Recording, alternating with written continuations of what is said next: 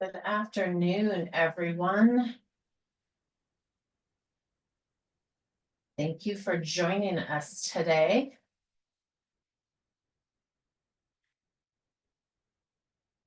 Appreciate everyone taking the time out of their day for this important conversation. We had over 100 registrations. I know we won't have 100 attendees, but just gonna give it a minute for people to get logged in and be able to join us. But I know this can be a lot of questions and topics, so I also don't want to waste time either, because I know this conversation can probably go on for hours when we talk about support with the school system. So 12:01. So I am going to go ahead and get started, and then we'll go ahead and allow people to jump on. So good afternoon, everyone. I am Tiffany Feingold. I am one of the co-founders of Guiding Bright Minds. And I launched Guiding Bright Minds about 4 years ago. So I'm a parent of a neurodivergent child, spouse to a neurodivergent husband, and on my own journey of uncovering my neurodivergence, which has been eye-opening and quite an experience, and then understanding how my brain works. But why I started Guiding Bright Minds is because of my child, when he was getting kicked out of daycare and swim lessons and anything that was overstimulating, and not so organized. And then when he was in a half-day kindergarten, was in the principal's office pretty much every day. And as a parent, that's heart-wrenching, especially when you have a child who was reading at the age of 3, who had so much excitement for learning. And in 4 hours a day, just a half-day kindergarten, found himself in the principal's office. And I was perplexed. How is this happening? Why is this happening to this little 5-year-old boy with this zest for life and zest for learning? And ultimately, I didn't want another parent to feel like you're alone. I didn't want you to feel lost in the shuffle, and understanding how this can be happening and how do we get through this. So Guiding Bright Minds, the first thing I did was create a directory of providers like Evan and like Roxanne, because when you go to Google, when you go look online, you're like, where do I go? What do I even search? What do I even look for? So the first thing I did is create that directory. So if you haven't visited my website, www.guidingbrightminds.com, and I'll add all of this in the chat so you guys have that, please do so, because I personally meet with every provider that's on there and find out how they're helping families. Why are they doing what they're doing? How do they support this community? And what are we doing to make a difference? So I'm super excited about that. Please do watch. This is the second free parent webinar I've launched. I did it when I first launched. I was doing 2 a month. And then I paused for about 1.5 years and starting these up again with various topics that hopefully really support your needs and what you're looking for. And also be ready to watch out. I'm getting ready to launch an empowering parent program. I've been actually working on this for 2 years. One of the biggest reasons is because I want to connect other parents of neurodivergent children with other parents of neurodivergent children. How do we build a community of support? I know that has been life-changing for me as a parent, because my friends with neurotypical kids just don't understand. They don't get what we go through, and it's great to have conversations with people who do and who get this. So I'm super excited for today's webinar, because I think this is such a profound conversation, and one that us as parents, as I mentioned earlier, when my son half-day kindergarten in the principal's office, and I'm like, how is this happening? Where's the support? Where's my rights? What do I do? How do I get through this? And how do I overcome these obstacles? So today's conversation, we have 2 educational advocates here to talk about what first is an educational advocate. How do they support you? What is their role in working with you and the school systems? I wanted to start with that lens, which I haven't done before. And I think a great opportunity to have that conversation about what does that look like? What can you do? And how do we really work collaboratively with the school systems? And then at the end, I'm going to talk about, well, I'll actually mention right now. So in November, on November 14th, our next webinar is Happy and Holidays. Put the happy back into holidays. We know there's a lot of things in dealing with family dynamics, what that looks like, the busyness. So November 14th, how to put the happy back in the holidays. And on December 12th, in conjunction with this conversation, we're going to dive deep into the parent being the most important person at an IEP, an independent educational plan, at the table with the schools and what that looks like. So more information on that. So for today, let me introduce our two panelists. And we want this to be an open discussion. This isn't going to be your formal, typical webinar where we're going to be presenting countless slides. We want you to engage in conversations with what you're doing and questions you might have. So on the bottom of your screen, if we can ask that all the questions go in the Q&A section versus the chat section. So find the section that says Q&A, and we're going to go and answer any questions that you have through that Q&A. So let me introduce first, we have Evan, and each one of them are going to go through who they are, what they do, what an educational advocate is, and then we'll open up for questions. So Evan, I'm going to hand it off to you to kick us off. Awesome. Thank you so much, Tiffany. I'm just gonna share a couple slides here. Here we go. Let me know if you can see that. Yes. Awesome. Perfect. Well, hey, everybody. Good afternoon. I'm so grateful for the opportunity to be here today. I have a huge passion for helping people navigate complex systems and getting kids the supports that they need. So just really, really grateful to be able to share that with folks today, and hopefully, with Roxanne's help, be able to answer some of your questions. Again,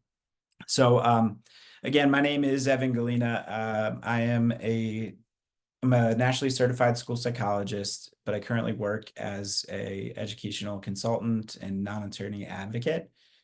And I know for some of you, I'd imagine hearing school psychologist can be a trigger word. And so if that's the case, like, I get it. But please don't tune me out. I promise that I'm one of the good ones, or at least I think so. And just a little bit about myself. If you head to my website, my bio's there, as well as some blogs.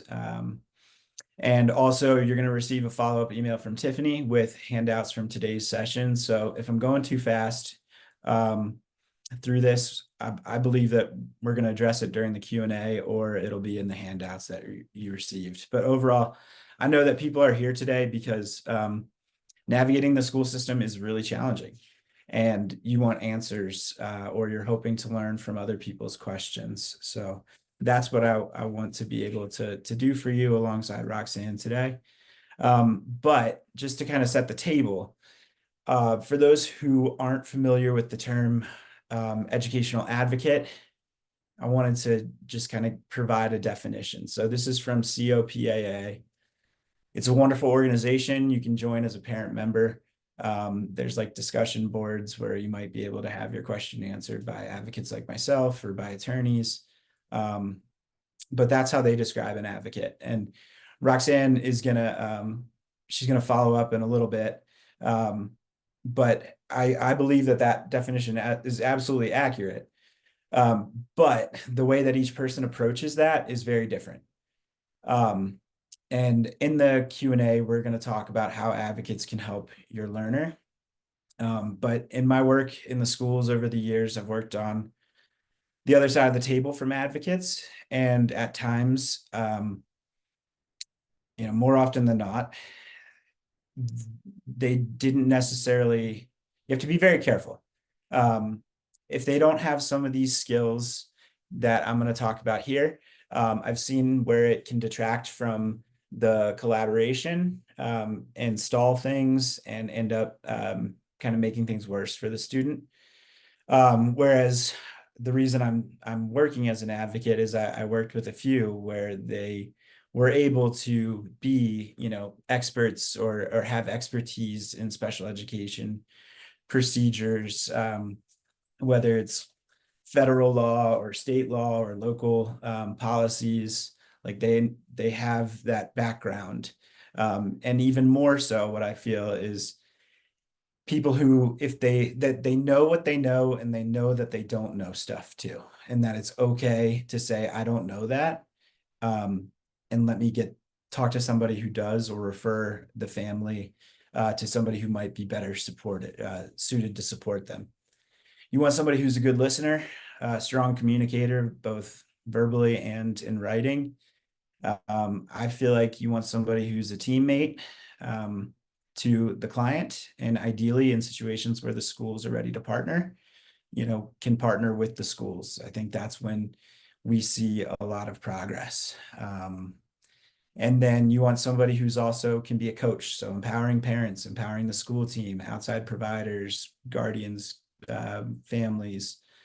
And then you also want somebody who can kind of be an intermediary. So who knows the language of schools, because they use a lot of jargon. We use a lot of jargon, and we just expect parents to know it. When in practice, school staff have gone through multiple college or grad school courses on some of the special ed terminology.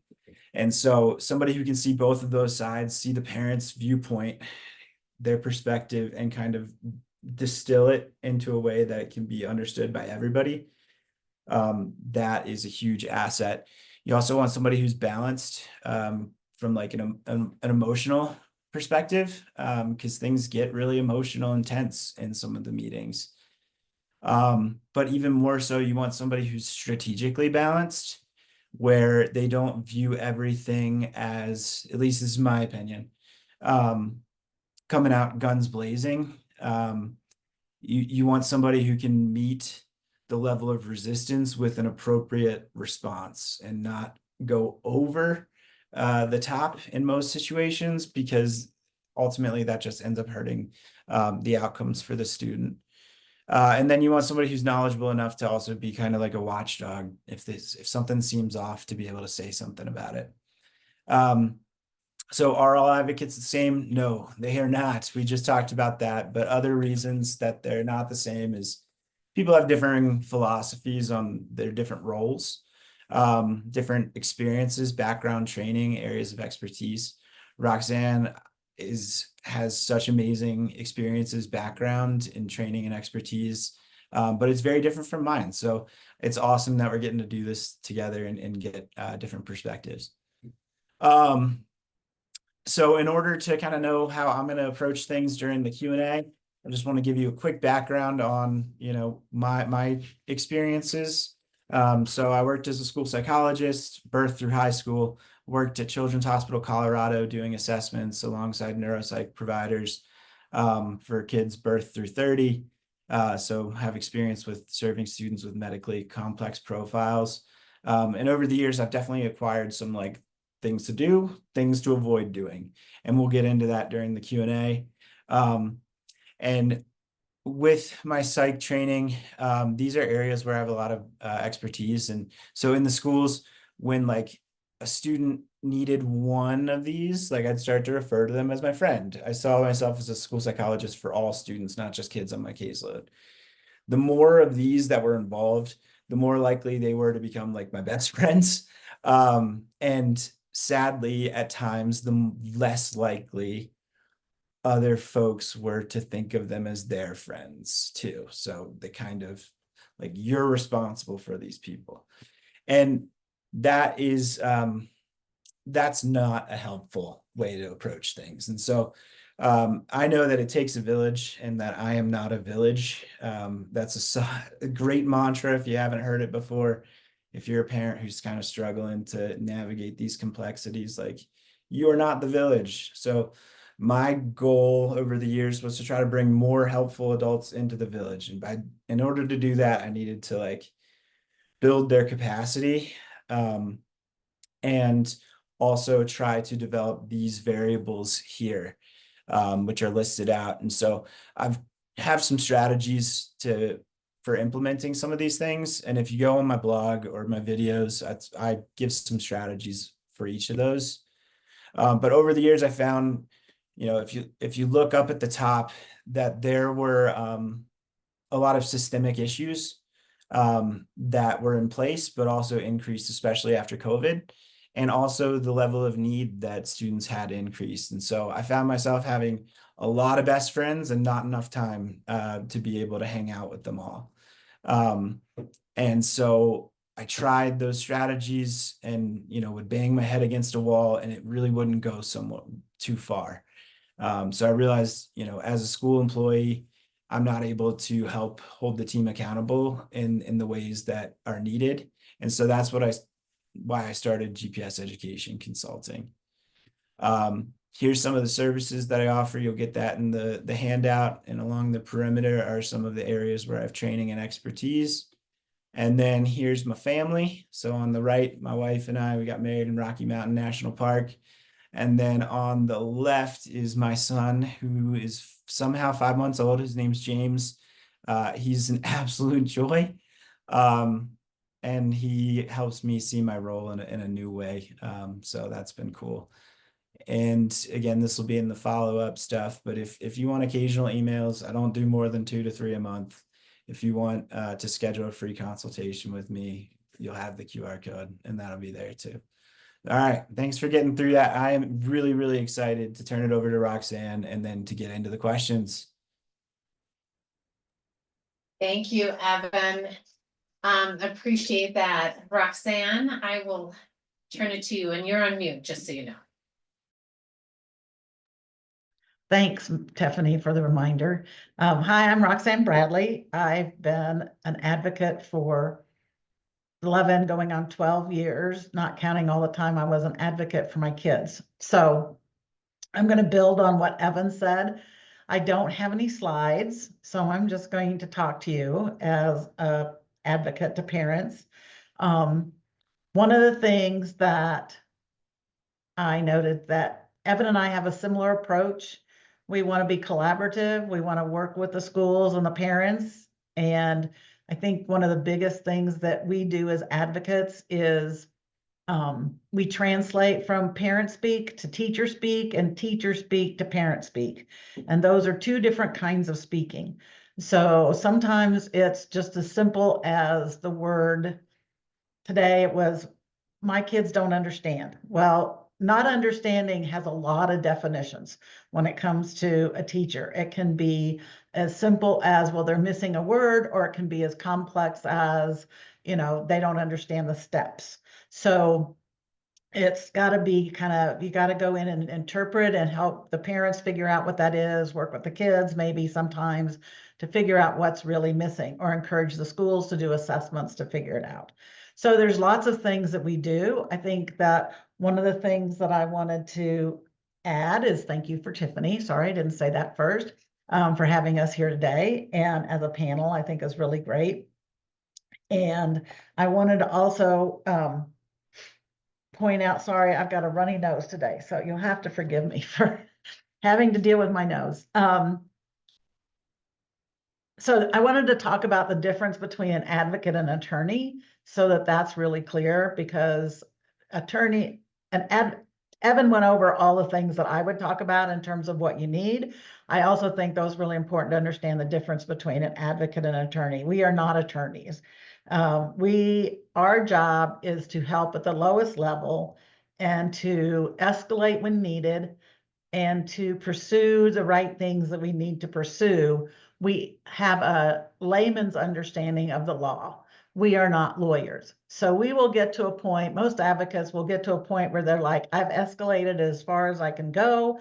Nobody's listening to me. It's now time to hire an attorney. So our job is to take it as far as we can go, but also know when it's time for us to back out. And if if you can't afford an attorney or find an attorney, we can usually help you do that also.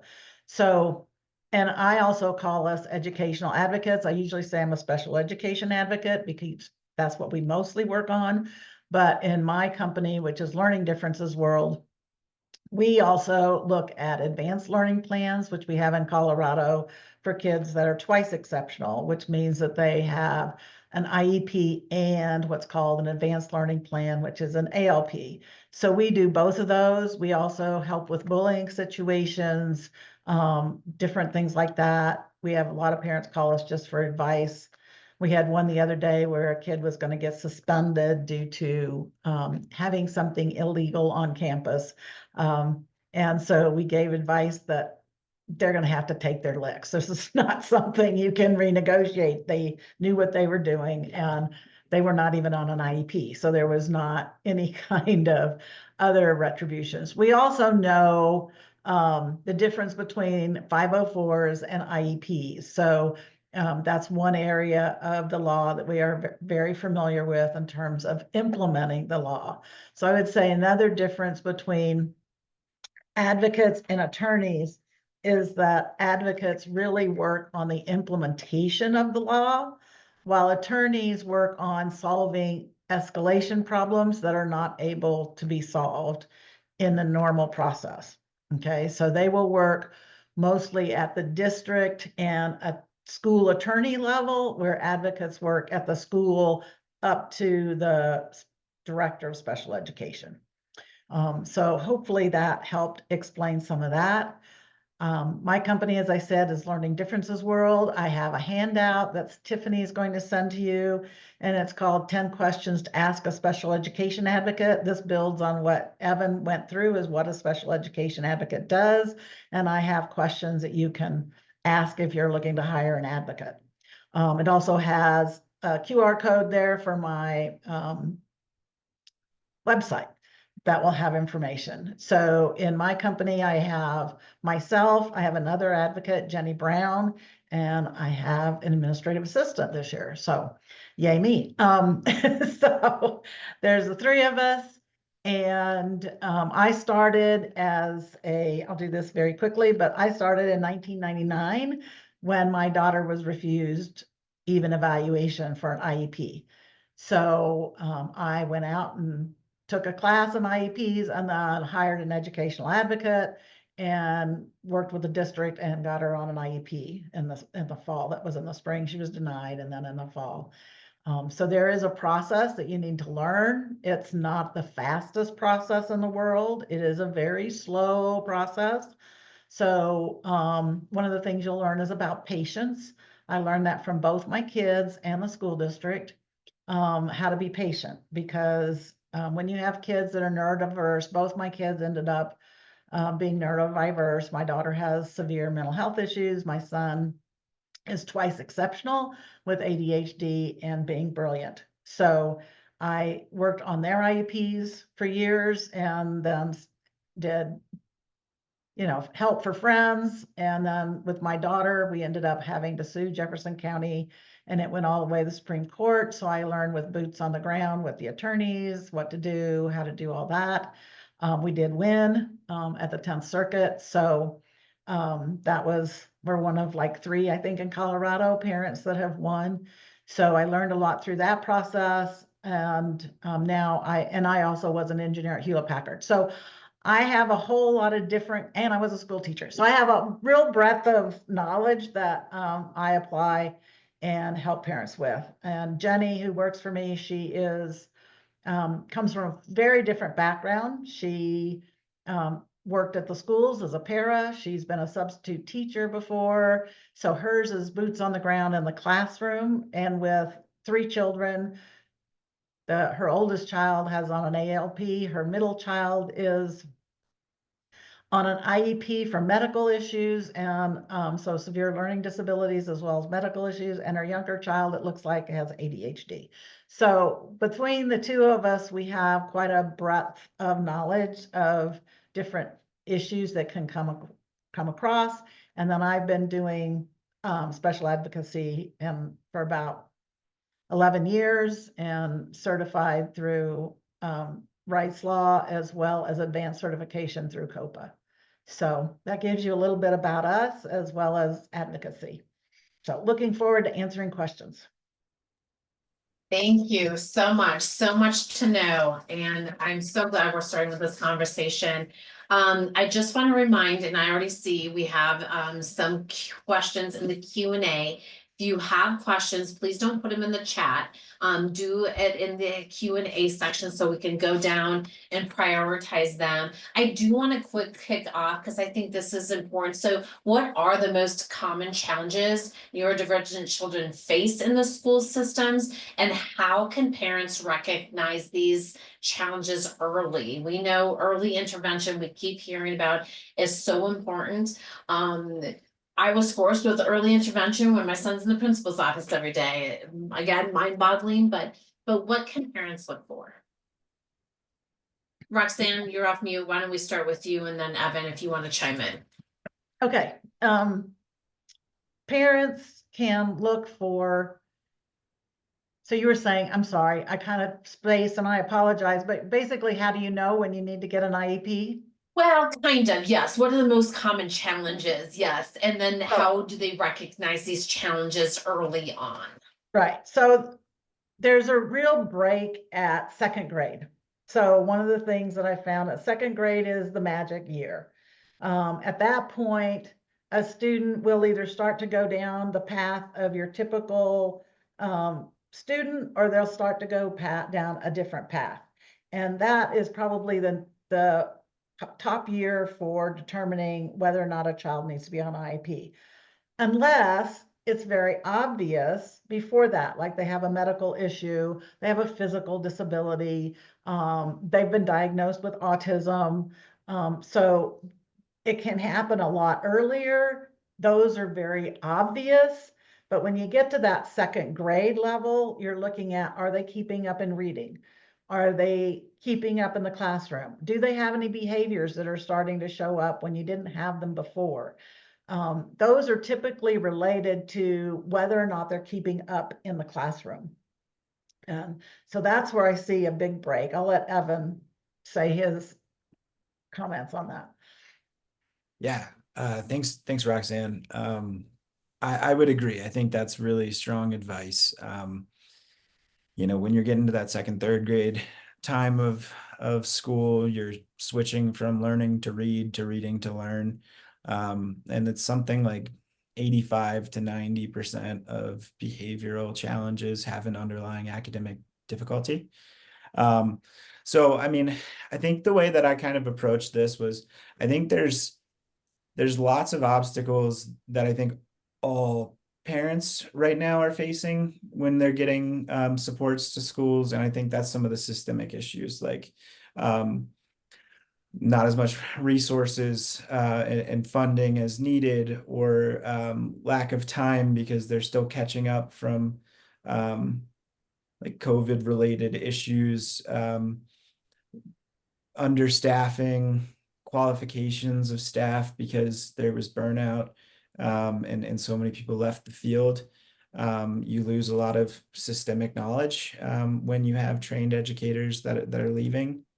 So I think those are a few of like those visuals that I was kind of referring to in my slides earlier. But then speaking specifically to like common challenges that neurodivergent children face in the school system, I think, Roxanne, you mentioned earlier, like twice exceptional learners. That can be a huge challenge that folks run up against, where, their student is maybe doing really well academically, but socially, emotionally, behaviorally,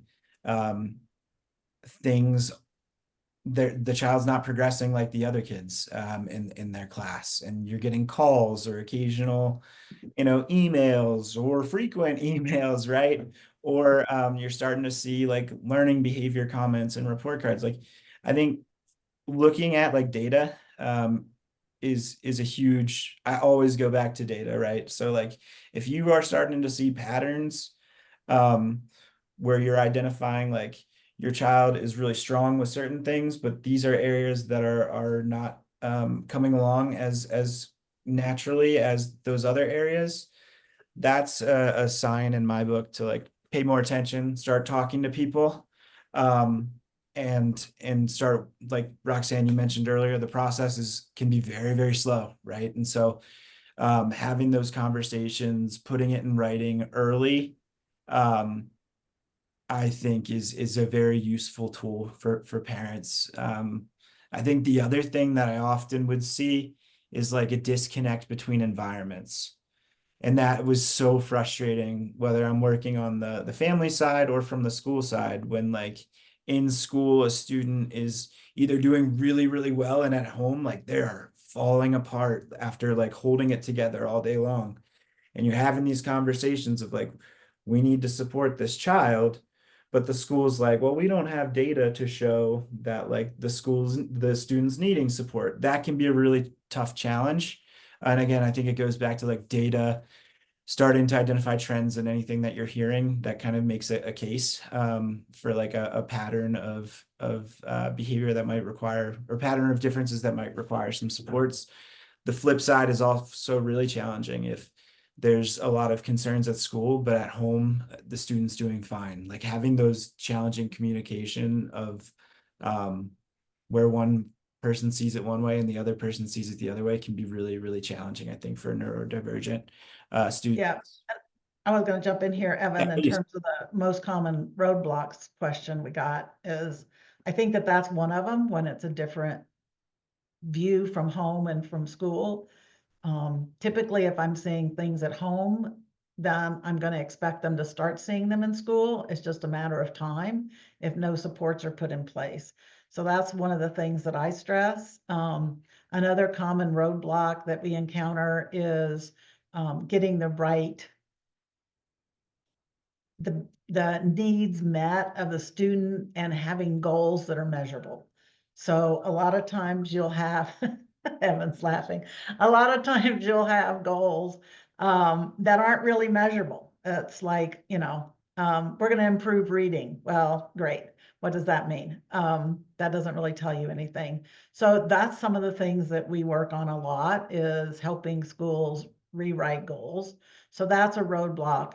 If you want to ask more specific about what kind of roadblocks you're referring to, because there's a lot of different ones. Sometimes it's at the district level, sometimes it's at the school level, sometimes it's a teacher level. So there's lots of roadblocks that we run into on a regular basis, and how we deal with them varies completely. So it just depends on what the roadblock is. Yeah, And and Tiffany, thank you, and I see a lot of questions coming in, so let's go ahead. I do want to ask, because I think this is a great one. Our IEP meetings are already an hour and a half long. I want to invite my 10-year-old son to start joining, since he's good at self-advocating, but because of cognitive processing delays, I know it would change the speedy format that is currently working. What are some options to start including him more? Have him join at the end, have it split in 2 sessions? I think that's a great question. I hear that a lot. What are you guys' thoughts? Evan, do you want to kick that off? I'm going to go first, if that's okay, Okay, Evan. yeah. One of the things that I have parents do that their kids really want to be involved is first writing down what they want to say. So writing a letter to the IEP team, and Evan's agreeing with me there, so I think I'm on the right track. The other thing I've done is have them, if they aren't good writers, then have them do a video and talk to the team. I also have a thing I got from somebody that's kind of a who I am that they can put together, and it's got questions on there that they can answer. And so it's coming from their words instead of the parent or the teachers. I found that really helpful also. That's a first way to get started. I think the other thing is to have a student sit with the parent, sometimes, or just with the special ed case manager, and go through the IEP and help them understand what's in there. And that's a good way to start joining also, because then they'll start understanding what is in the IEP. Evan, you want to add to that? Yeah, I agree wholeheartedly with those ideas. I think, yes, definitely like training and the case manager talking, whether it's a 504, IEP, ALP, like whatever supports that are in place, it's important for students to kind of know what those are. But the other thing to think of, I found I didn't want some students to be in like very contentious meetings. Or to have to sit through the whole thing. And so if students felt like they wanted to participate and be involved, like more power to you. That's awesome. Like we want to build on that. But I think structuring it, whether it's when I was in the school system of like saying like we're going to give 15 minutes for the student to share, and then we'll find coverage or they'll go back to class, or working for families, it's structuring that to the case manager of like, hey, like I want my kiddo to be involved, but like they don't need to hear everything. When they're here for X amount of time, like let's keep it to this section of the IEP or these couple topics. I think that's a really powerful tool. Yeah, and also it depends on how emotionally mature they are. IEP meetings can be sound very negative. Due to my daughter's mental health, she never attended one. She did attend one. She cried for 3 days. That was the end of her attendance at an IEP meeting. So from then on, if she wanted to add anything, it was in writing. So that gives you an idea of what to look out for also as to when to involve your child. And it is your choice. It is not the school's choice. So a lot of times they will push to have a kid attend, and as a parent, it's too much, then that's your choice. One other and Tiffany, you mentioned we could talk about some of these stuff for hours. And I love talking to Roxanne because I keep getting thoughts. But also thinking about the emotional maturity of the school team too. Like, are they folks that could kind of aren't going to say really direct, possibly interpreted unkindly? Are they going to talk about strengths too? Before you're kind of putting your kiddo in that situation. And I think parents have a good idea of like how their child's interacting with case managers and teachers to make that call too. Yep, that's a good one. That's a really good point, because there's some teams that you would not want to expose a child to. I hate to say that, but it does happen. Do we want to go to the next one? Yeah, and if you guys are reading through these or find one that really, ties into that, I don't wanna necessarily go in order, but wanna make sure that we do cover them. But we can jump to the next one, because I think if you guys have any viewpoints on this, that's helpful. So I'll read it. My son is ADHD and a 504 that includes movement, breaks, redirection, and praise for good habits. I still hear from the teachers that he can't sit still and can't focus. He can't be on meds due to a heart issue. What other accommodations might help? You want to take it? No, this is a tough one. I'm sure Evan's got some, so I'll be short.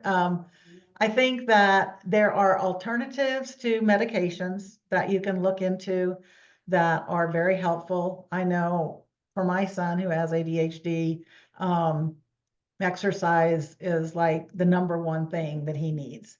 And he also needs the ability, like, they should not ever like take away PE or anything like that from a kid that's got ADHD. The other thing is to put rubber bands on the chairs for them to bounce against, make sure that they have access to fidgets that work for them, that don't cause disruptions. There's lots of things. There's also some supplement things you can do that are not there. If you want to reach out to me, I do have a handout on ADHD that has some of those non-medication options. Yeah. Great answer. I think these are a lot of times when we're fielding questions, there's going to be like it depends, or we might need more information. And I think this would probably fall into that. But what I would suggest is if you haven't had a 504 like annual review recently, or it's not coming up, and you're getting this input that essentially the supports aren't working, I would request a meeting to review it and see, like, talk to the team and see what other ideas they have. And then going back to something we said earlier, like the other thing, looking at data, like, is it only happening in one class? And what's the subject? What's the environment in that class? What's the teacher's tolerance level to fidgeting, movement? Like, what are their expectations, right? And so sometimes looking at that to see maybe it's not a happening across the day, but one environment, and what do we need to change about the environment instead of trying to change something with the child first. That can be a good point of intervention sometimes. Yep. Tiffany, did you want to answer? No, no. I was looking at the next one, which is also on ADHD. How should we proceed when our fourth grade, twice exceptional son, who clearly struggles with ADHD related focus and executive function issues, is being denied a school evaluation due to high academic performance despite our request? He has an ALP, but no normal 504 IEP, and we feel additional support should be in place before he begins middle school year. Amen to that. Additional support should be in place before he begins middle school year. Your child, if your child has a diagnosis of ADHD, then that is an easy one. It's quote unquote easy, easier than some. However, I think the thing to do is you can formally request an IEP, an evaluation under IDEA. The key is who to send it to. So you need to find out at your school who is the IEP lead or the special education teacher, and you need to send that to them. It's also good to find out who, usually if you're in Colorado, we do have district coordinators that are assigned to the schools, or executive or directors, assistant directors, depending on the school district. But you can find out who that is and CC them as well as the principal on your request and ask for a full comprehensive evaluation. And don't say he struggles in math, or he struggles with this, or he struggles with executive function. You say you want a full evaluation to determine what the issues are. And high academic performance is not a reason to not do an evaluation. And I'm sure Evan has way more to say on that than I do. Well, Roxanne, can I ask, so do they need to have a diagnosis, or so they do not need to have a diagnosis? No, it helps. But as an IEP can get implemented without saying their ADHD, just supports to, okay, thank you. Yeah, it can.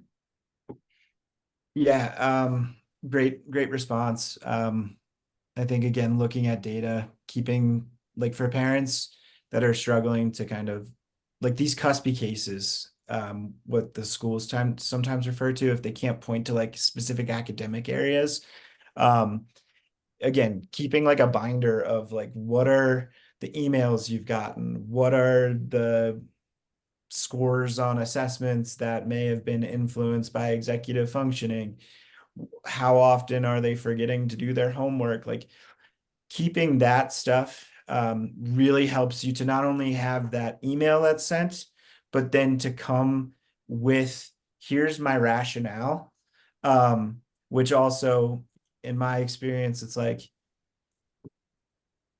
I can always defend data, right? Schools can always defend data. And so if you're, and I was somebody where, like, if I heard some concerns, I would kind of go out of my way to test and find out, but not everybody is that way. So the more information that you can kind of have prepared to bring, it makes it a much more convincing argument to like move forward with supports. And to, like, if there is an evaluation for special education, a student's not found eligible, you have that diagnosis of ADHD, make sure the school has like a copy of that report, because then you can start talking about 504 team, because I think in your comment you said there's no 504 in place either. So just opening yourself up to the continuum of supports, especially before the middle school transition. Yeah, and it's really important for middle school to have something in place. So pushing for it now is a really good idea. I had a kid that was really, really smart who had dyslexia. And so I would put him at the genius level, and we got him on an IEP in middle school so that he had that going through to high school. By the time he got to high school, he was only on a 504. He's now at, I think, Boulder, going to school, and brilliant kid. So just because they're smart, that's what twice exceptional is all about. So you're gonna probably have to push to make things happen. We did get a question from somebody from Illinois. Do you help people from Illinois right now? I don't. It is mostly federal law, so there's a lot of it we can do, but states add on to that law. I would recommend, and Evan, I don't know if you take them, but I would recommend going to COPA, COPAA, to find out. They would have people from Illinois there, and you can find an advocate through that process, unless Evan takes people from Illinois at this time. Yeah, great response. What I would say is I am able to help anybody virtually, as long as the school offers like Zoom or Google Meet IEP meetings. I think if it starts to get very complex and intricate, that's when I usually will tell people during consultations of like, look, like I could do this. It's going to take me some homework. As we get into these more detailed questions, if there's somebody else that's better equipped and has already learned all of those things, you should go to them to save yourself some money. Yeah. Tiffany, you want to read the next one? I have an answer, so. Sure, let me go on. I've noticed there are numerous private special education school options in the Denver metro area, but my son's social emotional learning needs fall into a category of student that schools aren't equipped to accommodate. He has autism with a PDA profile with a sensitive nervous system that can trigger a fight or flight response to everyday activities. Public schools saw him as a behavior problem. Private school has put the blame on parenting. He has an IEP. It's the best that they can offer, but it's not enough. Is there a place for this type of student in the school system? Okay, PDA, for those of you that don't know, and I'll try to say it right, is basically when you disagree with everything, right? Pervasive, I don't remember. Anyway, And avoid. what, say it again, Evan? There's different terms for it, but like sometimes pathological demand avoidance, Yes, thank you. demand avoidance. Pathological demand avoidance. I always forget what the acronyms stand for. That's why I always have schools spell them out in IEPs. So always remember you can ask for them to be spelled out. But PDA, I have a consultant that I know that works with PDA. So if you need somebody like that, then you can reach out to me about that. The other thing is that the most important thing with a kid with PDA in a public school setting or in a private school setting is to put the right supports in place. And once you get the right supports in place, that student can do really well. And what I've learned, and her name is Stephanie Kroc. What I've learned from Stephanie is she uses a Ross Green model with collaborative problem solving, and that is one of the best ways to work with a student with PDA. Yeah, I appreciate your answer, Roxanne. So I mean, the answer is there a place for this type of student in the school system? The answer is yes. Like legally, absolutely. Figuring out where that is, I think, is a case by case basis. And I think this is one of those where like I would need more information to give you a better answer. But I wholeheartedly agree with Roxanne that like there are strategies that are really useful. That you don't need a certain setting for some of these strategies, and how you're reframing the demands, right? At least sometimes. But I think like my first thing would be asking, is there a functional behavior assessment in place that provides a behavior intervention plan? And there's a lot of really not great behavior intervention plans out there, but like that is a big passion area of mine.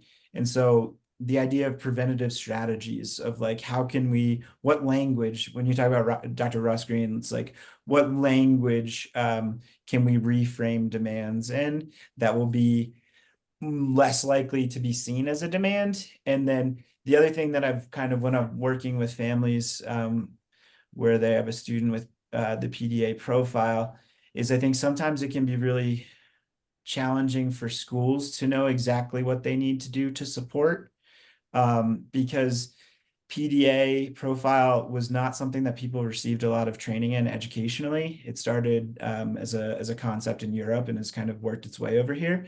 So it goes back to teacher talk, clinical talk, family talk. I find when you're able to reframe it in a way where the school doesn't think that anytime you ask them to do something, they're not going to do it. When you start to reframe it differently, they might see, oh, like here's how we would handle that. And so I do feel like that's a spot for advocates to help support with that, if that answers your question.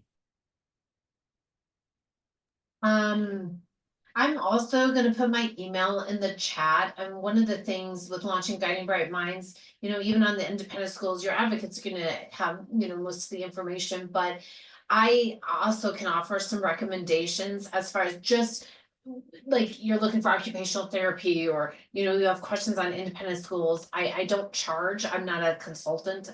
And this has nothing to do with IEPs or 504, just in general.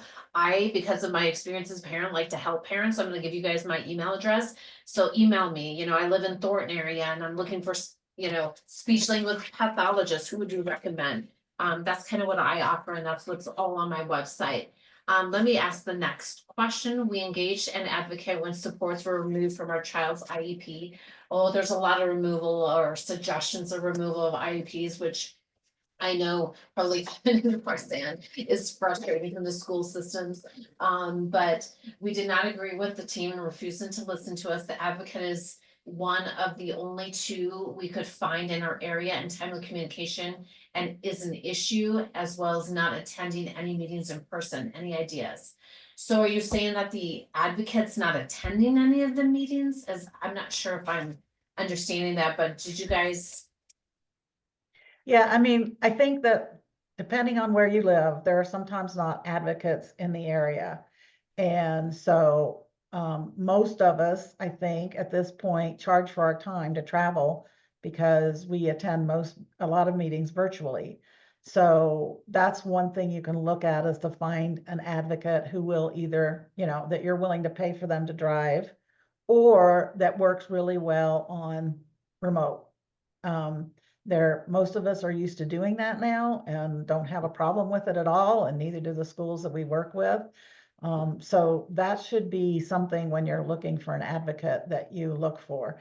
And she also asked about, our district does 45-minute IEP meetings, and we had to bring in a facilitator to get a longer meeting. Now I'm back to 45-minute meetings. That's way too short.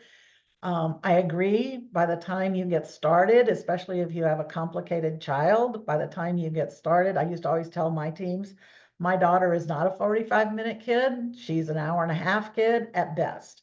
So if you have a child like that, then you need to let them know at least that there are going to be 2 IEP meetings at minimum. Because by the time you get started, you've lost 15 minutes and now you only have a 30-minute IEP meeting.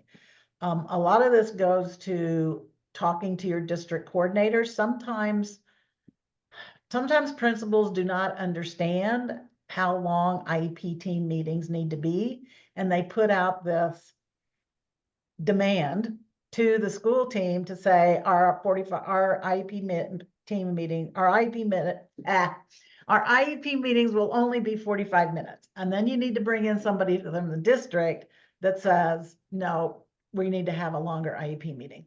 So that's that one. I think on the advocate, we need more information, especially about what area it's in, and I'll let Evan continue that.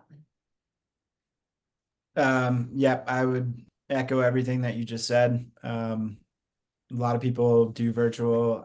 So I don't think I mentioned this before. I provide in-person services. Again, there's a travel cost for an hour's radius from like the Denver metro area, and then virtually beyond that.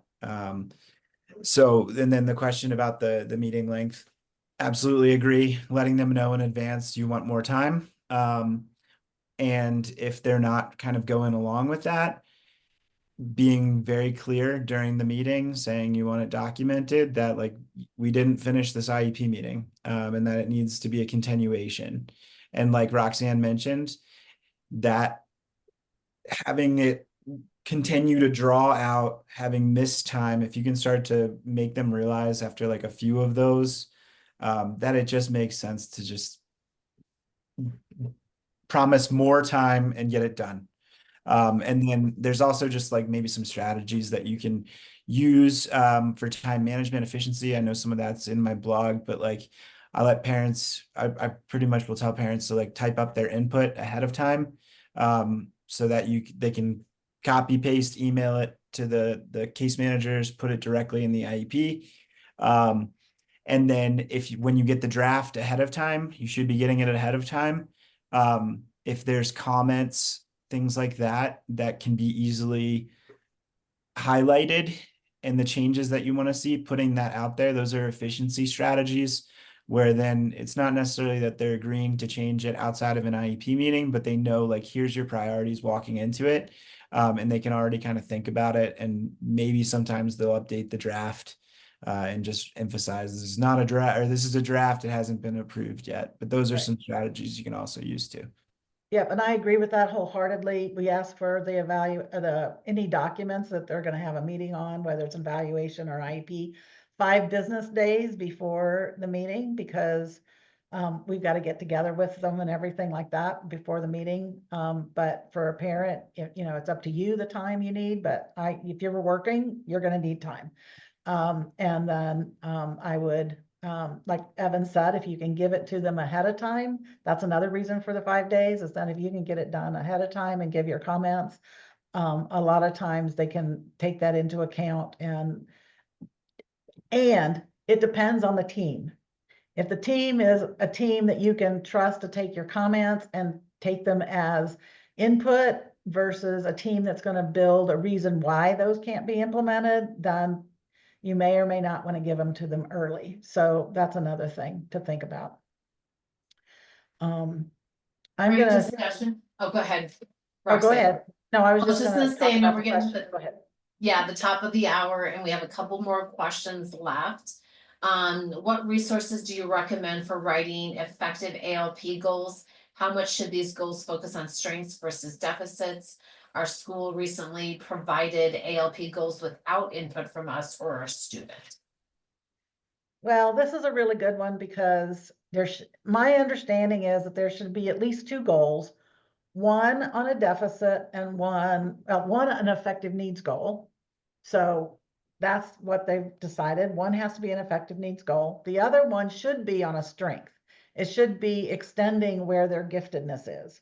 So it can be a project, it can be, it shouldn't be something that, it should be something that encourages to learn in an area they're interested in, not another IEP goal that they have to do, but it's something they're interested in that could be related. Like if they're great at reading, it can be something like that. If they're great at building projects, it could be, okay, for that, you're going to read this book in class, you're going to build this for that. So those are some ways you can approach those ALP goals. If you have more questions, we can do that offline, because it's kind of dependent on the kid.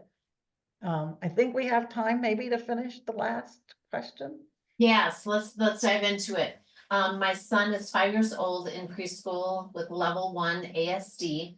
He may also have ADHD, but we have not yet done a formal evaluation due to his age. Should I be speaking with the school he will attend in the spring prior to kindergarten to set up an IEP 504? And then just talked about his IQ is in the normal range, but lower. you can go to Child Find and talk to Child Find and see if they, because they should do an evaluation before he gets into kindergarten. So that would be your first place to go in the district, would be to Child Find. And go from there. I'll let Evan add to it because he's done more of those evaluations than I have. I don't do it. I would make the same suggestion. Yeah, that is, that's what part C of the IDEA is for, is early intervention. And I think from working in the schools, knowing ahead of time, especially like when they're thinking about staffing needs or like teachers, like the sooner they can know, and usually people wouldn't want to see it until like March because people are still like locked in on the current year. But having that articulated to the school in advance is huge. Just so even if they didn't finish their child find evaluation in time, they at least know like, hey, this is a student who's come in, here's some of the supports that they need. I would also recommend, like preschool usually has a lot of supports built into it that people don't really think of, because it's just part of the environment. So at some point throughout the year, like having your preschool teachers, like writing down what kind of supports they're needing too, because I think that's really useful, especially if there's any kind of like transition with your preschool teachers. And I know we're at the end of the hour, but it's a great question. Yeah. And there might also, if they're at preschool and public school, then the preschool probably can do the evaluation also. Well, thank you guys. I hope, thank you everyone for attending. I hope this was helpful. I hope this was useful. Normally it's kind of this formal presentation, but I love the idea of having a more of open dialogue, understanding, you know, some of these nuances that, you know, when it's impacting our kids can be very emotional, and can be overwhelming. And so understanding the different advocates, I did put my email out there. Again, don't hesitate to reach out as well. And would love to connect with you. And then watch in December, and it's specifically around IEPs, but the parents' role at the IEP meeting, where we're gonna have another expert talk about that and just how you can be that advocate, and how to work with the school system. So more information. And of course, as I mentioned in November, put the happy back in the holidays. I I know I'm already feeling the anxiety of dealing with family, what that looks like, and how do we do traditions and how do we put our kids first versus everyone else's expectations? Let's liberate ourselves. So anyway, Evan and Roxanne, thank you for all of you that you do. Thank you for agreeing to be a part of this, and so appreciate the work you do, because I know it impacts especially our children, and that's where we want to provide the support to. Thank you. Thanks for having All me. right.